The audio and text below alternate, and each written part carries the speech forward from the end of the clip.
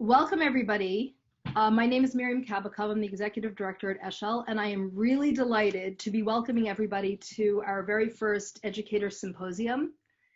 This has been a long time in the planning stages, and I'm glad we're finally doing it together, and we will have opportunities to do this more and to have more of these conversations, and we will be able to know what you want when you tell us after this what other things you would like to explore with us in this area of LGBTQ inclusion in an educational setting. So this is just a first.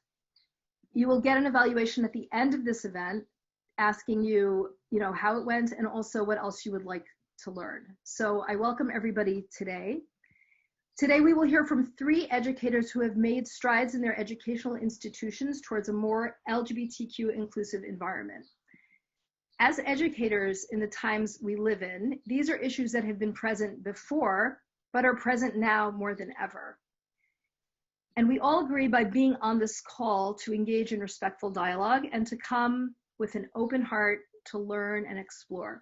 We may not all agree on matters of faith, but we all agree that we want to create the safest environments for our students.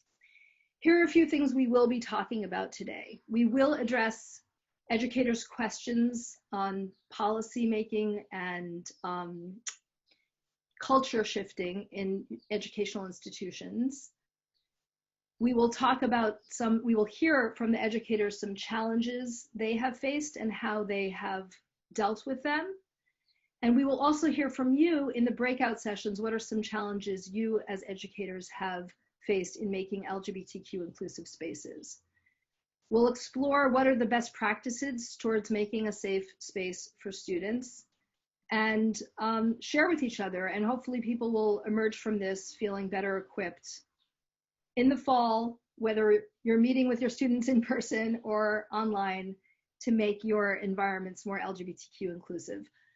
What we will not be addressing are going too far into the questions of curricular development or how do we teach culturally difficult matters. We do hope to continue that conversation with you if that's something that people are interested in. Please make note of what you would like to learn in the future so that we can know and you can put it in the evaluation. There are really a very wide variety of people on this in this symposium. It is not just educators. We have parents, we have allies, we have LGBTQ people. Everybody is welcome, but the focus will be on what educators can do to help their students. So welcome again. And I'm really happy to welcome Dr. Michelle Sarna, Rabbi Ari Segal, and Amanda Pagani. And the order of the day is that we will hear from these 3 educators. And if you have questions, please put them in the chat.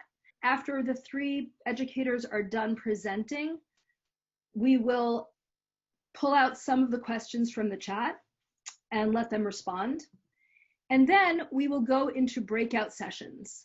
And in those breakout sessions, everybody will be able to sort of workshop and bring some challenges and struggles that each of you are having as educators in making your schools more LGBTQ inclusive. Then we're going to come back to the big room, this room, and we're going to share some of those challenges and some things that have come out of those discussions. Okay, so thank you everybody for being with us here today. The order is Dr. Michelle Sarna will go first, then Rabbi Ari Siegel, and then last but not least, Amanda Pagani. Dr. Michelle Sarna is a school psychologist at SAR Academy and camp psychologist at Camp Stone. Previously, she served as the director of the Early Childhood Center at Educational Alliance and as the associate director of the JLIC Professional Development and as a JLIC educator at NYU. She also founded the Downtown Family Jewish Experience. She received the 36 under 36 honor by the Jewish Week for launching the Orthodox Leadership Project to empower Orthodox women in Jewish communal life. Michelle completed a postdoc at the Tikva Center, NYU Law School, focusing on emerging adulthood in Jewish and Muslim populations. She is blessed with 6 children and resides with her family in the Gramercy Park neighborhood of Manhattan. Welcome, Michelle. Okay, thank you. As I'm sure you've all grown accustomed to Zoom, it a little bit takes away the interaction, but I'm very excited to have the chance to speak with you, learn with you today. And again, thank you, or I should say for the first time, thank you to Eshel for all the work that you do on behalf of the entire Jewish community. I know Rabbi Greenberg and Miriam for a long time, and their work on behalf of the community is humble, it's deliberate, it's compassionate, and I'm really grateful to have had the opportunity to know you for this time. So thank you for convening this. So I'm gonna present to you a few vignettes or scenarios. I might be changing a little bit of the identifying details, but these I think provide an overall like kind of canvas of what of some of the questions that have emerged for me as an educator in different capacities with different developmental stages in the Jewish community over the past decade and a half, and maybe 2 decades actually. So first I'm just going to present the scenarios, and again I cannot say with full humility that I have answers, but some perspectives that have helped guide me through these challenging questions that have surfaced. And if you can identify or relate to any of these scenarios that have come up, feel free to put on a reaction on your screen or just let me know at another time. So first is in my work with the college community, and I know that many of the educators on the call today probably work with younger kids. That began about, I would say about 18 years ago when we moved downtown. And we were first, we realized when we came to NYU that some students were seeking out the college experience at NYU because they were able to both be involved in the Orthodox community and have a strong infrastructure for that, while also for those that were exploring their sexuality or their identity, kind of tap into that scene, which was safe for them in NYU. So after a year or two of being here, we would routinely encounter students who were leading kind of dual lives. They might have had leadership roles in the pretty traditional Orthodox community, and at the same time, were kind of exploring this other part of their sexuality. And at some point, for many of them, they kind of had to face a choice. And they would either come out in a very discreet way to a few close friends and often to my husband or me. And often that choice or that conflict resolved in them opting out of Orthodox life, which was a tremendous loss for the community and also for them. So that's kind of one challenge that we've experienced. And a specific example is a kid I'll name Ari, who was a big Bnei Akiva camper, went to Jewish Orthodox Day School his whole life. His family was completely embedded in their young Israel shul outside of the tri-state area, and he was very active, attended shiurim, learning opportunities, minyan, and at some point just came out. His friends were shocked. And we kind of didn't see him much after that. I mean, we tried to stay in contact. So that's kind of like a first challenge that presented us. A second challenge, and again, this was going back, but I think unfortunately is still relevant today, was that a few students organized this very popular learning program where they would grapple with challenging questions and bring in a Jewish Torah educator to kind of to respond to this question. And this was a time where people were not really talking about LGBTQ in the Orthodox community, and they invited a psychologist, rabbi who was a prominent, had a very senior position in the Orthodox Union, and at that point had written an article on homosexuality. And I think it was one of the only articles written about the Orthodox approach to homosexuality. Now, a few people, some were students at NYU, some were friends, found out about this session, and they came en masse. A lot of it, I think, was organized under JQY, which was a very young student-led organization. And they just, in a respectful but very proactive way, confronted this rabbi and said, we're standing right before you. What can you say to us? Like, this isn't a theoretical question. What can you say about the Torah and the Orthodox approach to people that are homosexual, that are LGBTQ? And I hope I'm using the right term. Sorry if I'm not. And I, reflecting, this was a very thoughtful, compassionate, wise person. And he didn't necessarily change his halachic stance, but reflecting, I've had the opportunity to hear him reflect out loud about this experience in other venues. And he said, that was the first time I was actually standing face to face with people that felt very committed to the Orthodox community and also identified as LGBTQ+. It added humanity to this theoretical question. And I think over time, his approach had become more embracing. So that was kind of another challenge or issue that I faced.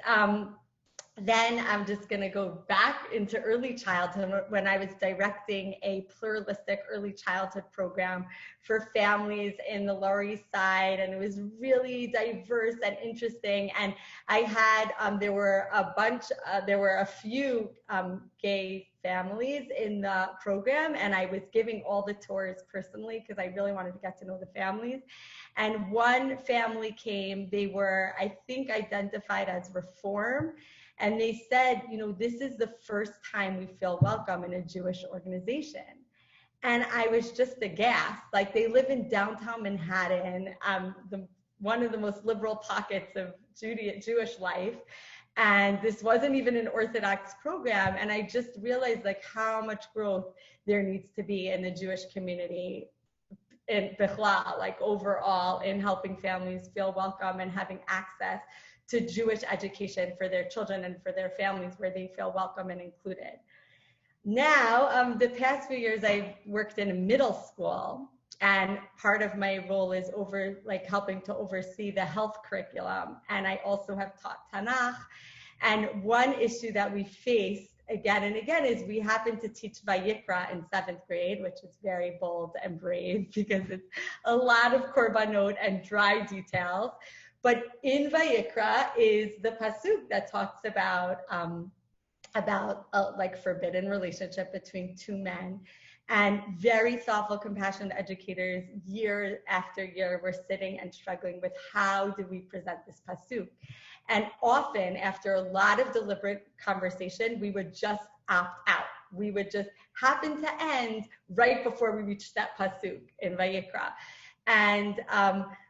And this question just kept on surfacing for like in very casual ways and in much more serious ways. So for example, as we were having these discussions in the Tanakh department about what do we do with this pasuk, my students were in my office talking about, they had just seen Love, Simon, which had just come out, which is a movie. It's like a rom-com about a boy that comes out as gay, and they didn't even speak about his sexuality. They spoke about, you know, what they loved about the movie. For them, like everything that they're consuming in media and around them is so inclusive and welcoming to people that identify as LGBTQ+.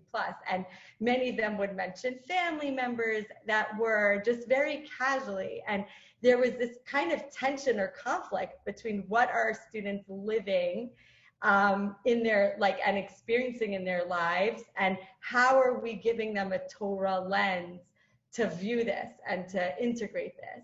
And we named that conflict, but it was hard to really navigate. So that was kind of one issue. And then another, I think more serious issue is that we had a few students over the past few years that would come out right after they finished at the academy, after they graduated in 8th grade. And it made us really reflect and introspect, like what's happening that they didn't feel comfortable coming out when they were with us.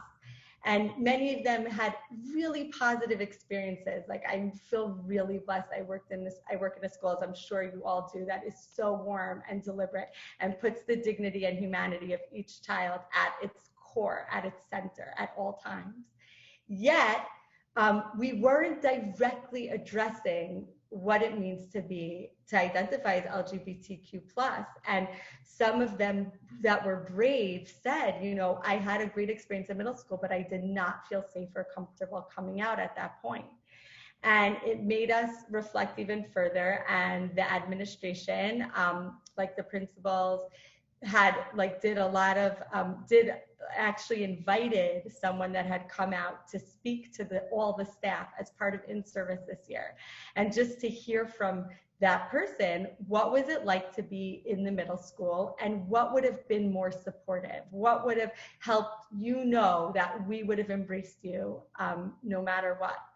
And the student was very honest and very upfront and said there was nothing that made them feel unsafe, but the fact that we didn't directly acknowledge and name that if you identify as LGBTQ+, you are a welcome, embraced part of the community, prevented them from coming forward.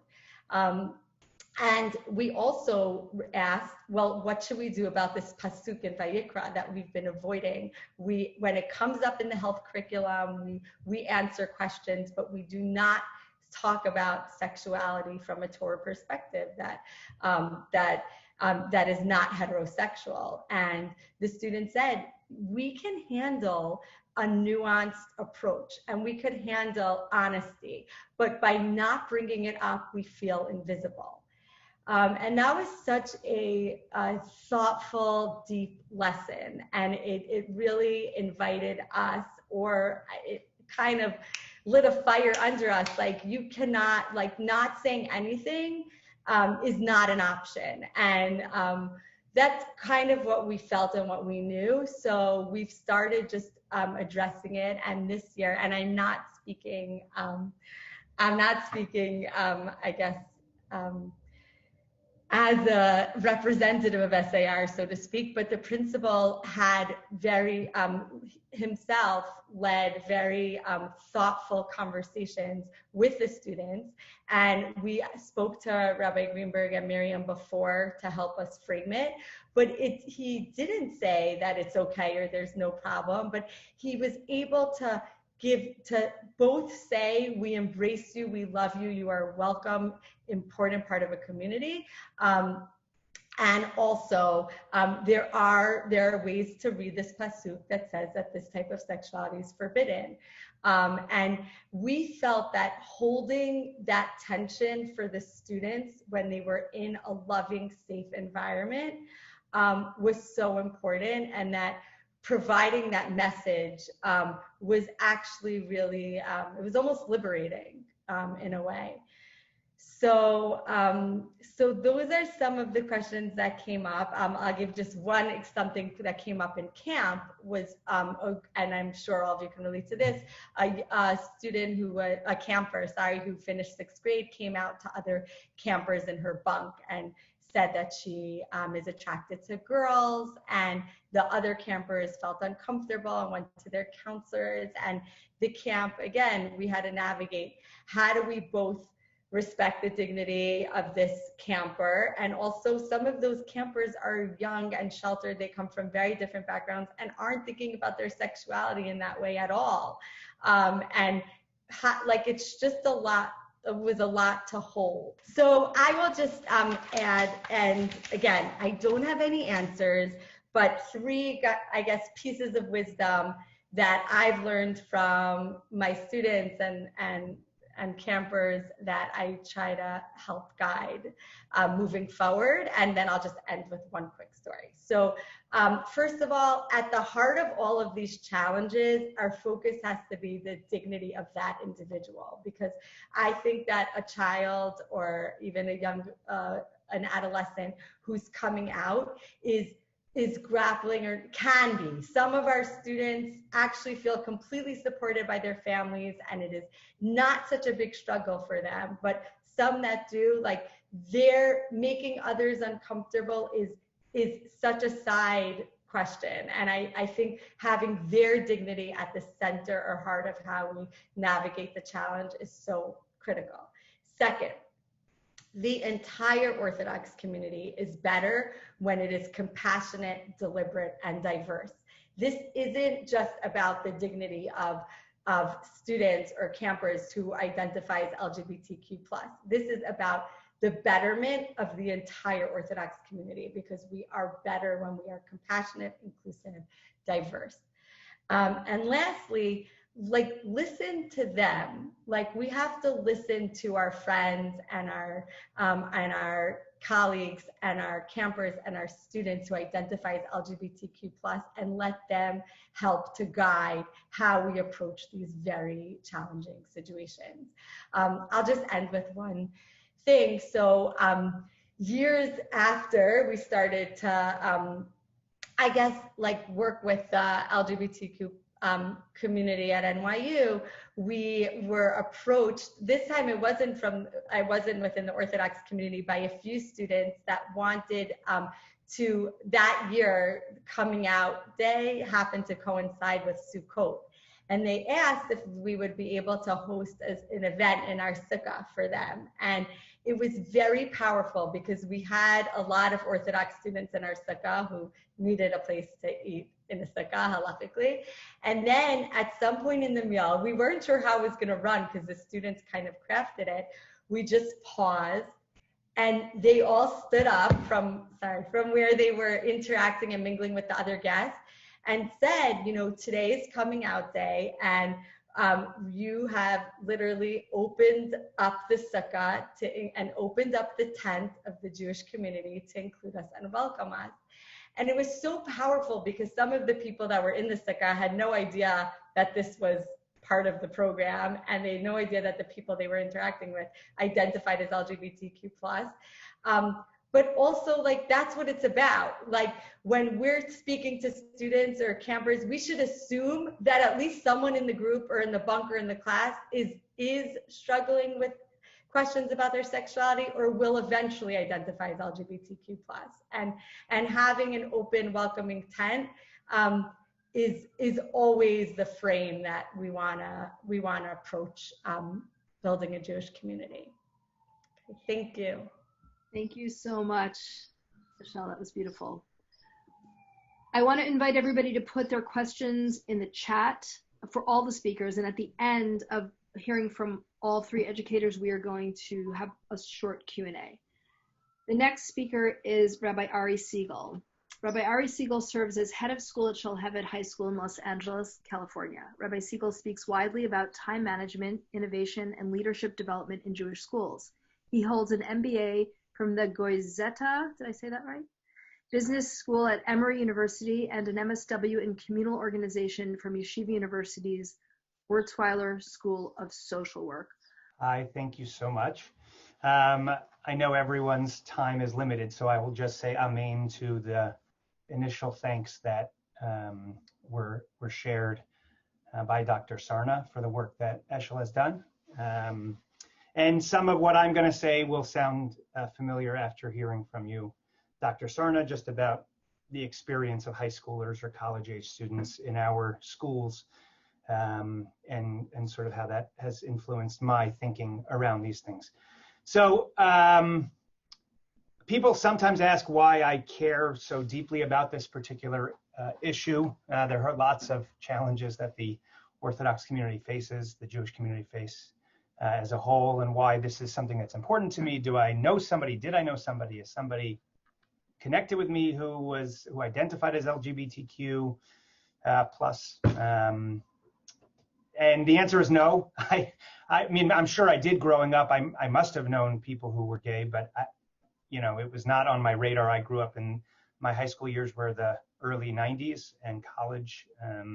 So it wasn't something that I had any experience with. I do remember when I first started my career at Ramaz, the Ramaz High School, we had a few students who had come out very, very quietly. It was on a need-to-know basis, I would say. I happened to have been running student activities, so I was involved when we were discussing Shabbatonim and rooming issues, and when we would do sessions, and as Dr. Sarna mentioned, in terms of Vayikra, and you're doing sexual ethics questions and Judaic view on sexuality, so you have to be, we were all tiptoeing a little bit and very, very early in the conversation, and so it was, I would say it was like a very little kind of interaction, and we were just sensitive. I mean, you're supposed to be kind to everybody, so we were just kind. And I think we thought we were doing as best as we could, trying to juggle a lot of competing issues. As a school, you're trying to stay mainstream and attract a certain parent body, and you start talking about very issues that are really on the forefront or cutting edge, or hot button, maybe is the term. And it's challenging for a lot of reasons, which I'll share in terms of my experience at Shalhevet. I moved to Houston. I don't even know if I thought about a gay person at that point, meaning it just wasn't even on my radar at all. And again, I am 100% sure, and I was the head of the school, that there were students who were gay in the school at the time, but again, it was not something that I thought of.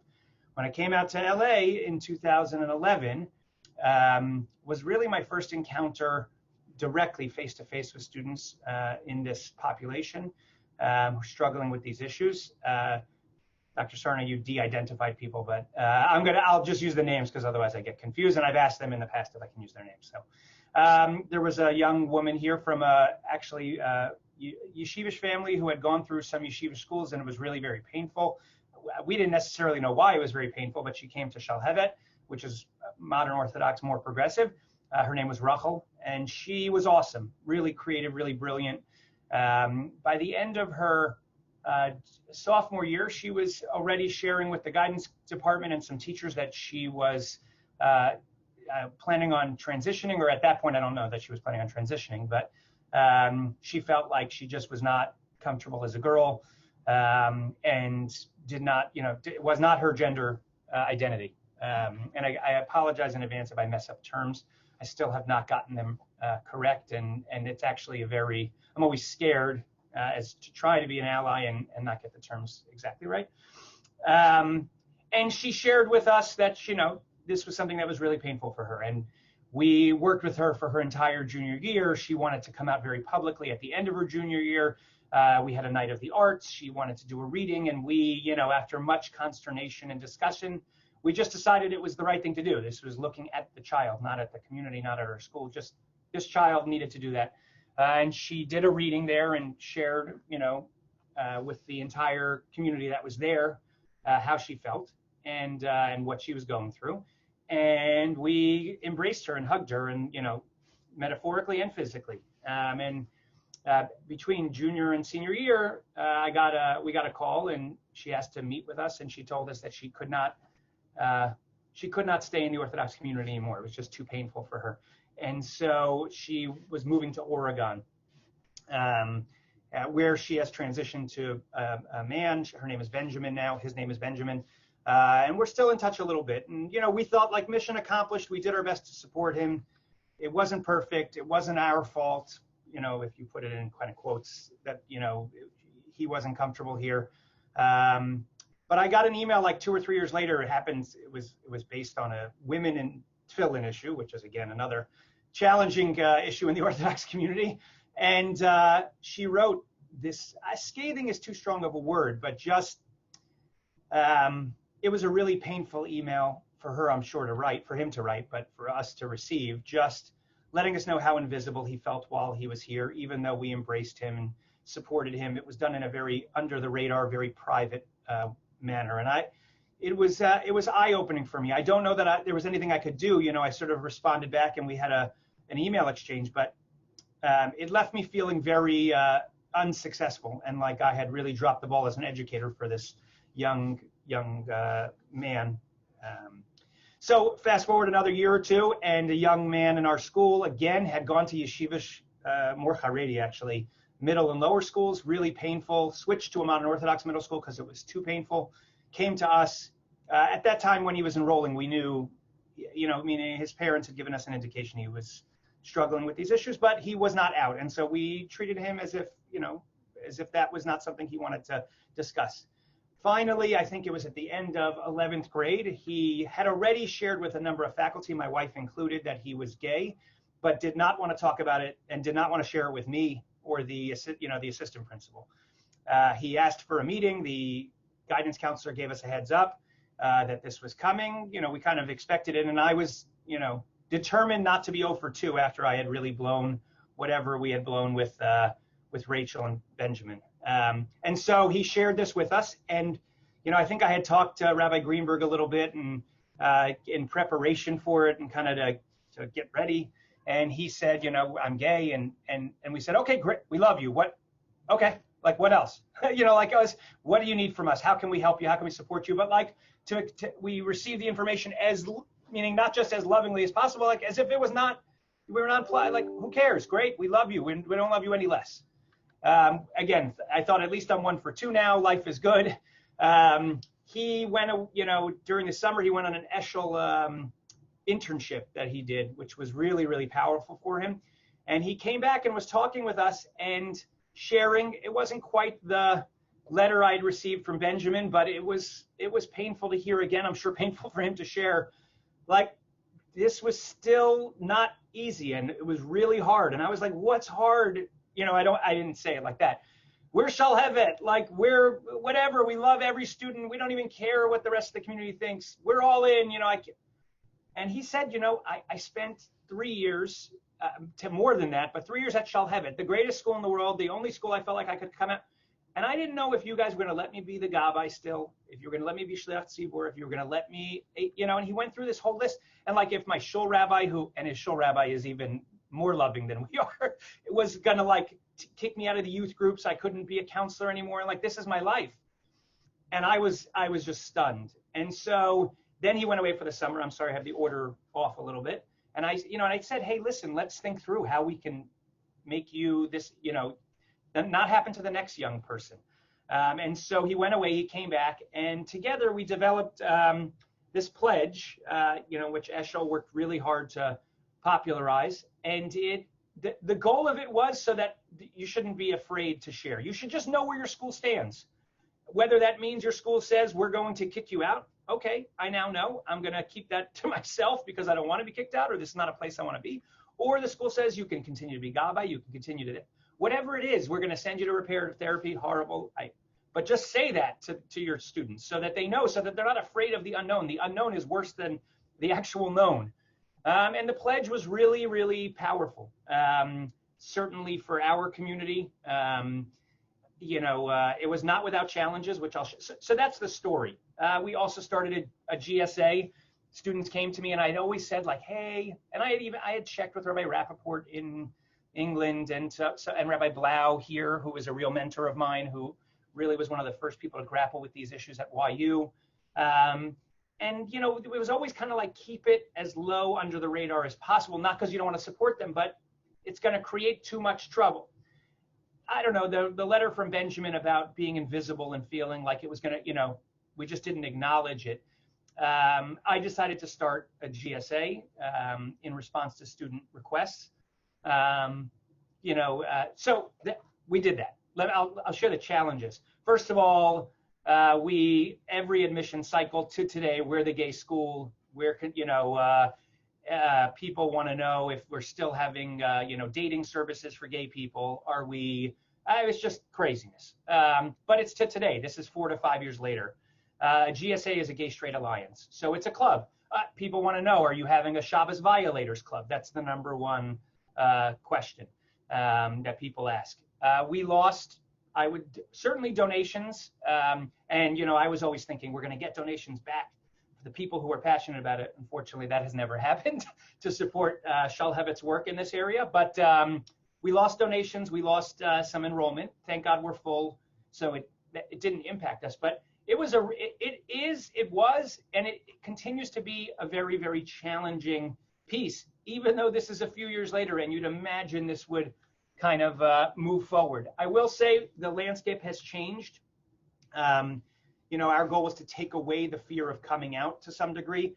I think we've moved that needle here in LA. I can't speak about other places.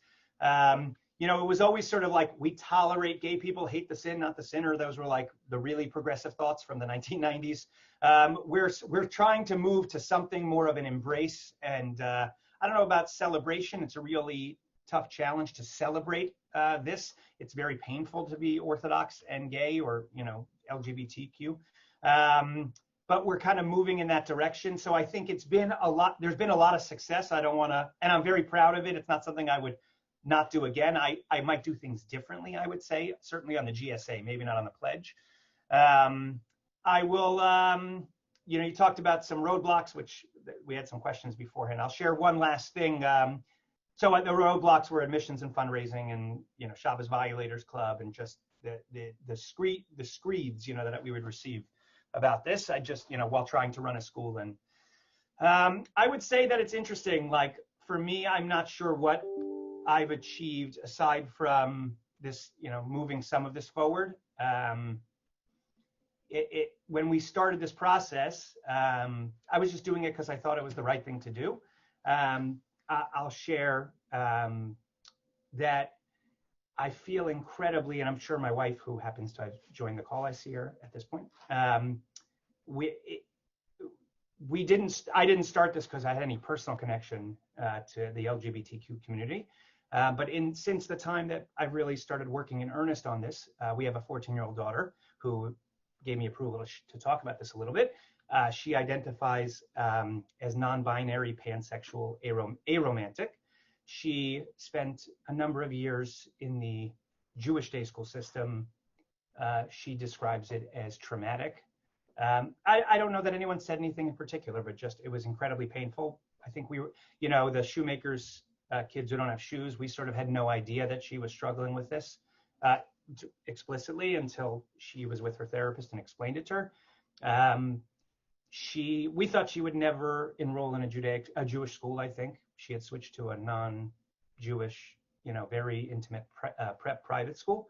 And I think she has never felt more at home. She still hates Judaism, organized religion, and I would say Judaism. But she feels incredibly comfortable at Shalhevet. She feels at home.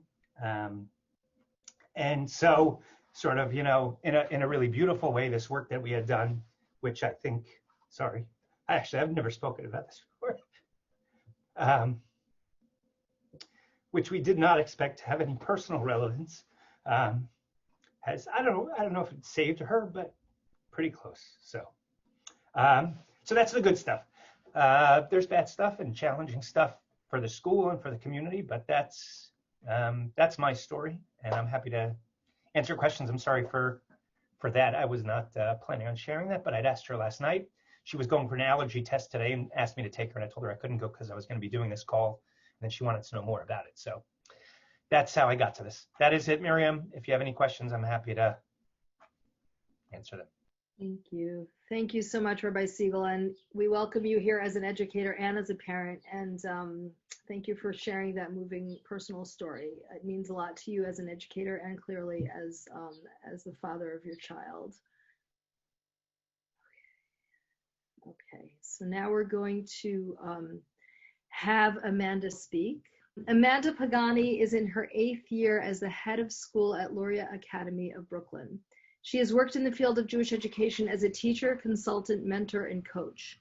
Prior to joining Luria, Amanda spent 2 years working with new teachers and administrators across the country, running professional development seminars and working with them on best practices in building classroom communities, classroom management, and developing curriculum. Amanda also is the newest recipient of the 2020 Covenant Award through the Covenant Foundation. Mazal Tov, Amanda. I just got that very exciting email in my inbox. Thank you. And thank you to my friend Ari. That was really beautiful. And your family is lucky to have you, and your school is lucky to have you, and we are lucky to have you as friends and colleagues. And thank you to Michelle also, and to Miriam, and to the team. I wanted to share a story. Luria Academy is a preschool through 8th grade school, and I am finishing up my 8th year as head of school. And when I was 2 years in, I got a phone call from a parent who said, my child is 3 years old, and they are gender fluid, and we want to know if you would welcome our child into your school. And my immediate answer, I was surprised by the call. I guess part of me felt like, why would it even be a question as to whether or not we would accept your child into our school?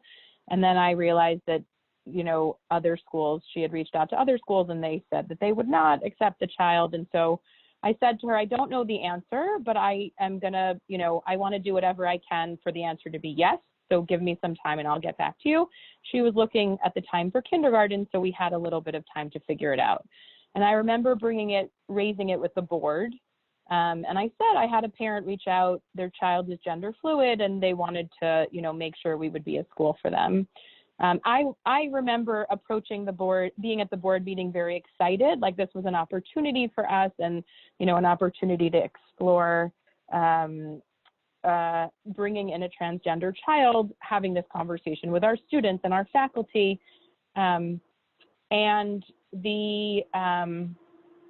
I remember the reaction of one board member who looked at me and said, well, who told you you could do that? Right? Who told you could accept that child? And I remember just being completely taken aback and thinking, I didn't even realize that there would be pushback, right? Which may have been me being naive, but I really saw this as something that was aligned with the mission of our school, from the perspective of creating and honoring a diverse community and honoring every individual child. So we did some work and we worked through it and we talked about it and we brought people in to discuss with us. And in the end, we decided to accept the child for kindergarten. And the child had already made a transition. So she was coming in as a girl to our community, although she had been born a boy. And so in the initial conversation with the parents, it was kindergarten. And so we weren't totally sure if 5-year-olds would understand what we were talking about. And we decided as a community that we would, with the parents and their therapists, that we wouldn't talk about it with the class, that she would come in as a girl and that would be what happened. And about November, so she came and everything was great and she transitioned nicely into the school community. And in November, she went to some kind of Shabbaton with her family and came back and said, I really want to tell my friends that I was born a boy and that now I'm a girl. So I said, okay, great. Let's figure out how to do that. So we worked with the parents. We had done a little bit of work with our teachers, with our faculty before the school year started. We brought someone in to talk about what is transgender, how do we use language, what are things that we have to be thinking about and learning about. And I remember there being some faculty members who were surprised and curious and wondering what was going on. So there were 30 kids in this, it was a K-1 classroom. And at first the parent came to us and said, we want to come in and we want her to tell the whole class, just to announce it. So I said, let's think about, how we can do this thoughtfully and carefully and share in a way that the students will understand. And so what we decided to do was to tell the kids in small groups. We read a story with the children about a transgender child. And before we did this, I reached out individually to every family. And I sat down in person with every family in her class to talk about what was going to happen, that the child was transgender. We have a very diverse religious community. So we have some families who were very comfortable with it and some families who were very unfamiliar and this was something new for them, and some families who were very concerned and didn't want their kids to know and didn't want to participate and wanted to keep their kids home that day. And, I sort of said to them, well, you can keep your child home that day, but this child is still in your child's classroom and they're not going to disappear. And, the language that we're using and what we're talking about, who she is not going to sort of disappear because you kept your child home on this one day where we were having this conversation. And so we shared resources for parents for how to talk to their kids about this. And I think ultimately, Ari mentioned this a couple times, the language of like, this is a human being and this is a child. And we're going to look at this person as a child and their needs and what's going on for them, rather than as a political issue or a religious issue or an issue, right? This is a human being. And as I had these conversations with parents, and I said, you know, parents wanted to know more, and, you know, well, didn't the parents tell the child that she's not allowed to dress like a girl? And, you know, she's only 5. How do the parents know that this is real and not just a kid making something up? And I think that ultimately what really made sense to me and to the conversations that I was having was, look, this is a family and this is a child who wants a Jewish education, and I'm not going to judge them, or it's not up to me to make these decisions. This is who she is, and they're coming to us, and we're going to embrace her in our community the same way that we're going to embrace your child. And, you know, I'm not going to have a conversation with other people about your child and the decisions you make as a parent. But this is a place where we're going to honor her, and we're going to be her community, and we're going to show her that we value her, you know, no matter what. And I'm sorry if that pushes boundaries or pushes your comfort level, or, you know, whatever that was. And I remember, and it happened, and it was fine. And, you know, the child has been in our school for 4 years. But I remember it was Motzei Shabbat, and I got a phone call from a parent who wasn't in this child's grade, didn't, you know anything about it, freaking out. I need to talk to you right away. It's urgent. I heard that there was a transgender child in the school, and I need to talk to you right away. And on Monday morning, I said, okay, you know, come in Monday morning, we'll sit down, we'll talk to each other. And it was a similar conversation around, you know, she was like, why didn't you tell me? How dare you not tell me that there's a transgender child in the school? How dare you not announce it to the community? Like, what if we wanted to take our kid out or didn't want them exposed to it? You know, and I remember sort of just looking at her and saying, you know, I didn't really think it was your business. You know, I think this is a child. The child is not in your child's classroom. They don't interact. And also, this is someone in our community, and we're going to embrace them and love them and care about them the same way we would any child. And at the end of this conversation, the parent sitting in my office burst into tears. And she said, I can't believe what I did.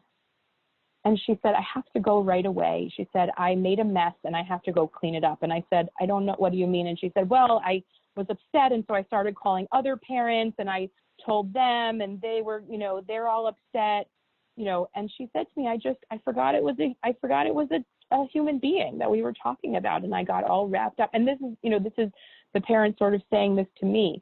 And so I think there are always going to be families that are uncomfortable and feel challenged. But I think the work is about looking at every individual human and trying to, like, really support them and hold them and create space for them and each family. And I think what's interesting is that, you know, I think also, as both Michelle and Ari mentioned, telling one child that this is a safe space for you is not enough, right? Because, you know, when I said to the family, okay, it's handled, right? We met with the kids in your kid's class, and that's fine, and your child is happy, you know, but it's not enough. Our whole community needs to be sending a message and needs to be open and embracing. And it's not enough to say, I'm going to manage it, right? We can't just manage it within one classroom and say, okay, that's it, it's done. I hope we don't ruffle any additional feathers, right?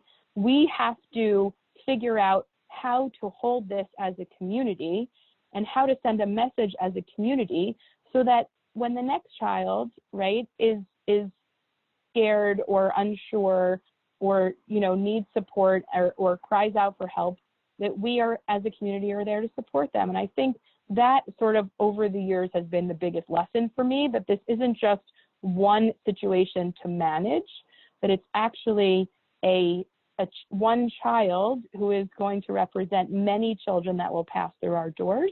And we as a community have to figure out how to create spaces that are open and loving and welcoming and can really integrate all of our students in this way. Wonderful.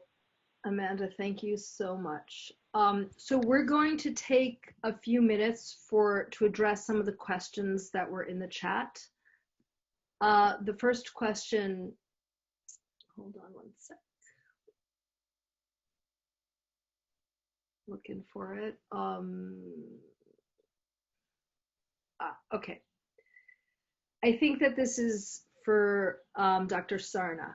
How would you have encouraged SAR to bring in LGBTQ speakers to build a more equitable staff and student culture if the administrators were not already willing or open to it? Okay, thank you so much, Ari and Amanda, for sharing what you did. So I guess I'm not going to answer the question directly, but just to give a frame, my own children all go to SAR. I have a graduating senior and a child that just finished first grade, so 6 through 17, thank God. And we switched, our oldest daughters were in Beis Yaakov until up through 6th grade, our oldest. And we actually had always thought we would make Aliyah, and one of our biggest considerations, when our oldest was entering 7th, was, hey, we're still here. We need to find a school that is most aligned with our values. And we looked at a lot of schools in the tri-state area, which were wonderful, and we landed on SAR. And I also got an opportunity to work there, which was great. And the part of SAR that was there are many wonderful things about the school and about every Orthodox-based school, but we really felt like the dignity of each child was really at the center of the education, and that Judaism was always presented as joyful and loving and positive, without smoothing over or ignoring the parts that are hard. And no school's perfect, but we felt very proud of that. That being said, I think SAR sees itself as a community school. And again, I'm not officially speaking for SAR, but I think one of the things that SAR is constantly navigating is, how do we continue to empower girls to have more of an active role in tefillah? How do we continue to be welcoming to every type of kid, no matter what type of family you come from religiously? How do we embrace children that identify as LGBTQ+, while also being a community school that identifies as Orthodox? And I think over time, the school has lost some families because it's taken some bold stands. And what I feel, and there isn't an easy answer to this, is that it's a loss for the school community when a fuller range of Orthodoxy isn't reflected in the student body. And I think it's also a loss because those students, not to be elitist about SAR, but that are going to more right-wing schools, are not going to hear the messages or the framing that SAR is sharing. So I think it's not always it's a big question. I think that part of the administration would personally do so much more publicly and proactively to be more embracing, but really navigate this tension of how do we make a school that is really Orthodox and feels safe or aligned with even more families that identify with even more centrist Orthodox approaches or conservative political approaches, while also keeping the dignity and humanity of all children at the center. And I don't think it's an easy question to answer. So I think having a staff member, as you asked, that's openly LGBTQ+, I don't know how the school would feel about that, but I do know that they would be thoughtful in thinking about the complexity of that issue. If I can, I'm going to share a short story. One of my children, when they were in middle school, one of their best friends was navigating tensions and came out as being transgender while they were in SAR middle school. I wasn't working with that grade, and I was kind of a little bit watching from afar. And my child felt so much love and compassion for their friend, and also felt like, why isn't the school doing more or doing enough? And the school ended up, I think, being responsive and thoughtful, and also, as Ari said, when we reflect back, could have, would have done so much more. That being said, there was a family that I had been close with that reached out to me and said, my children are having a really hard time processing that this child that identifies as transgender is being so welcome in an Orthodox school. Like how is this possible? I want my child to be compassionate, but they like really just don't get it. And I, after speaking to the parent for a while, it turned out that the children actually had an uncle who was gay, who they were very close with. And I said, like, how could this be so conflictual? Like, why is this so challenging for you to process that there's a soul or like a human that's involved in this, that if the school doesn't do everything to make that child feel welcome and embraced, they are like really damaging a person's dignity and their spiritual life and everything. And for some reason, their child was able to compartmentalize, like, my uncle and this child in my grade.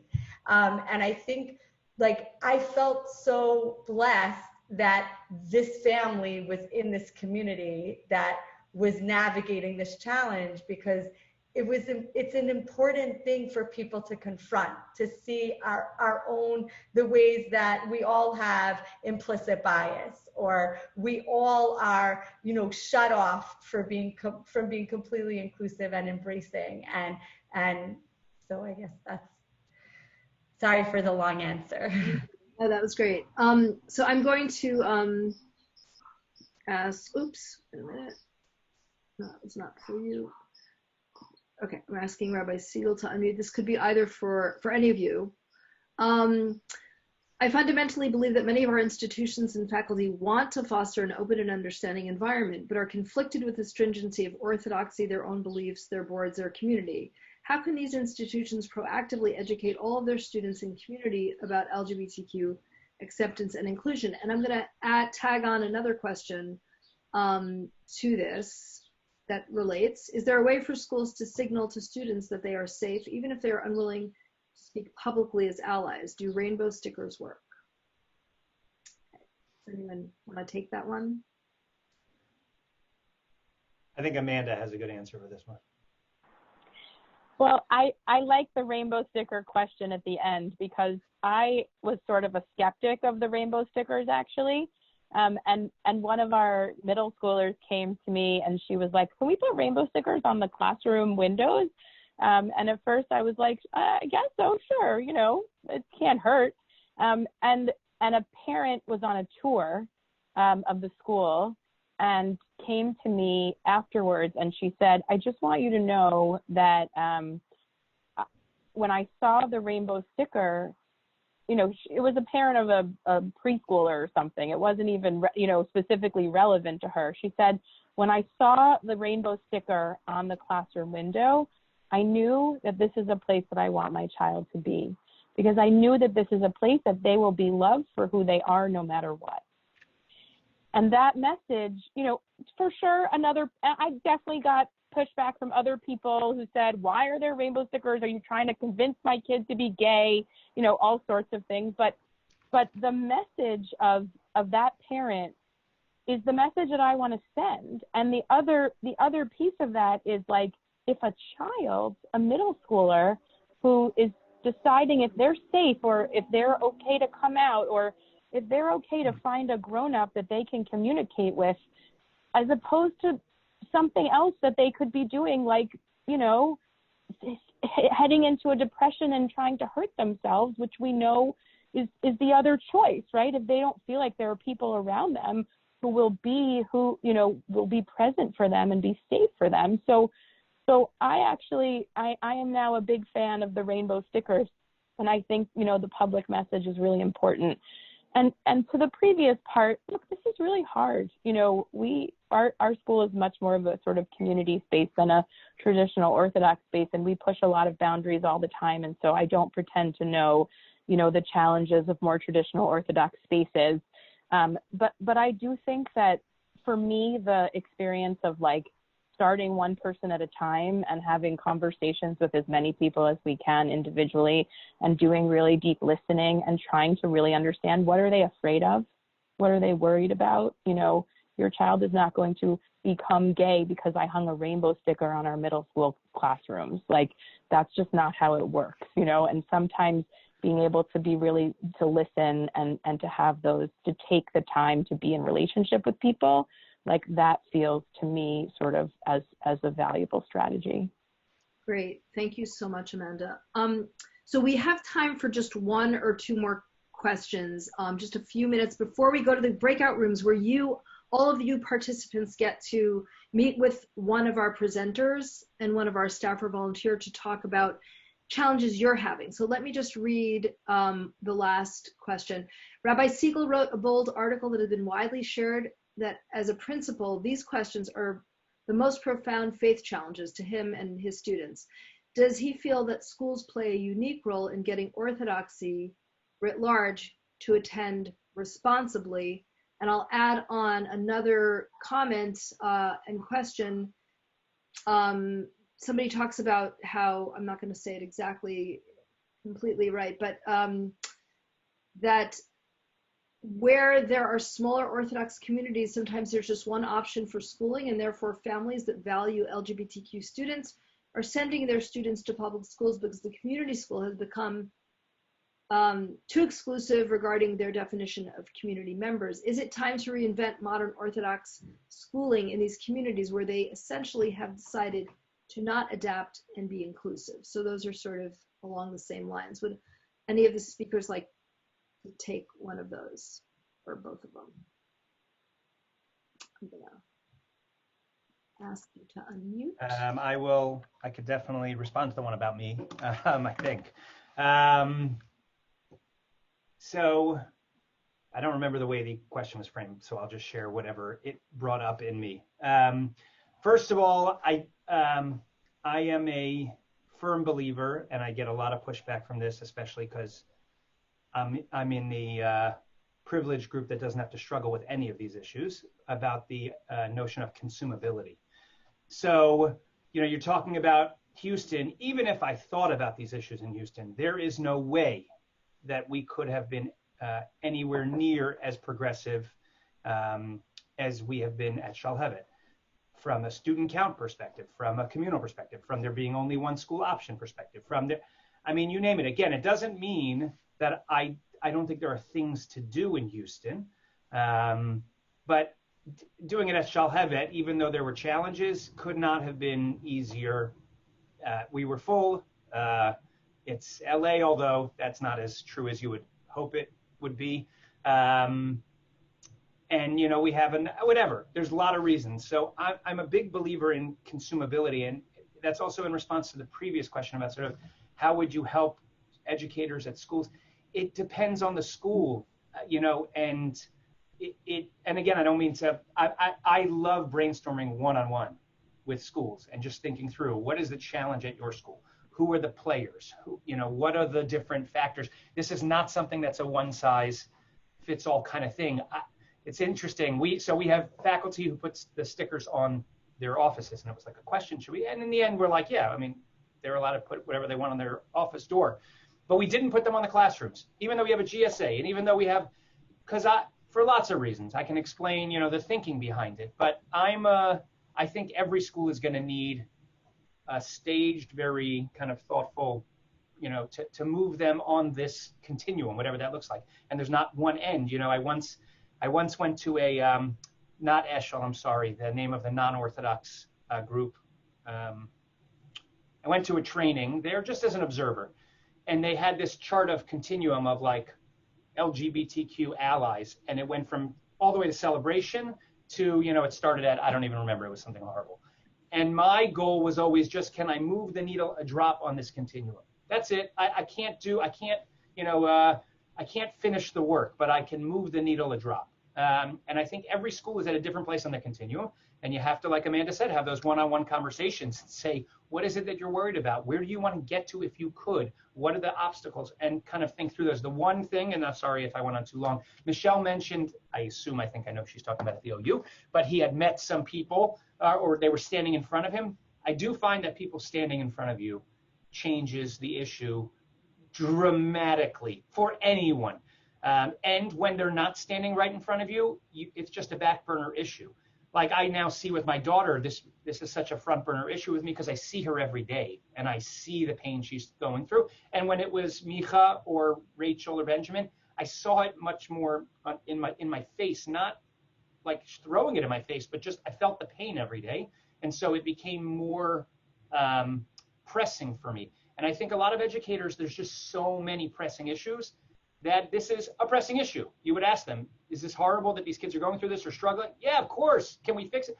Yeah, sure. But then you're on to the next, fire that you're dealing with, whether it, whatever the million fires we deal with. So I do think getting people, yes, it's Keshet. Thank you, Amanda. I do think getting people, alums and students, one-on-one to talk. The emails are good, the petitions are good, but I think the one-on-one conversations with the educators as an alum are very, very profoundly impactful. So good to see everybody. I believe everybody can unmute themselves. Yes, if you want to. If you're not speaking, please stay muted. But now is our time to come back to the big group and all look at each other and hear from each other and share some things that happened in your breakout. So I asked some of the facilitators to be able to share out. If somebody else wants to do it, that's fine too. Who would like to share from Amanda, from your group, some things, some challenges you had and that you were able to sort of talk through some of the issues? We talked about the challenges of faculty members who may say things that are insensitive or inappropriate, as well as students who may say things that are, insensitive or inappropriate, and how do we respond to that? And we talked a little bit about needing to educate faculty, needing to educate students, that it shouldn't be assumed, that they know what to do, but that there has to be an educational component. And then we talked a little bit about sort of mission alignment with, what do you do if you're a school who wants to be open and sensitive, but you have faculty members who, don't know how to do that or don't want to do that? And then the opposite. What if you work in a school where you want to be open, but your school is not? And, what are the opportunities and the challenges around that as well? I didn't get to bring this up in the room, but it's right. It's true that we have to educate educators, but what if they don't want to be educated? Like, then what? There's still kids that are suffering because their schools. That's another challenge. Right. Yes, thank you. Okay, Michelle, how about your group? So a few themes came up in our session. One is what role can you play if you're not a formal, like an actual educator in the Orthodox community, and just speaking about the role of everybody who, even whether your profession, your vocation is as an educator, but everyone can find ways to be advocates for progress as a member of the Orthodox community. And sometimes you have an even stronger position as, if you're on the shul board, or if you are part of a youth group. And so everyone should see themselves kind of as an educator, whether you are by vocation or not, and an ambassador.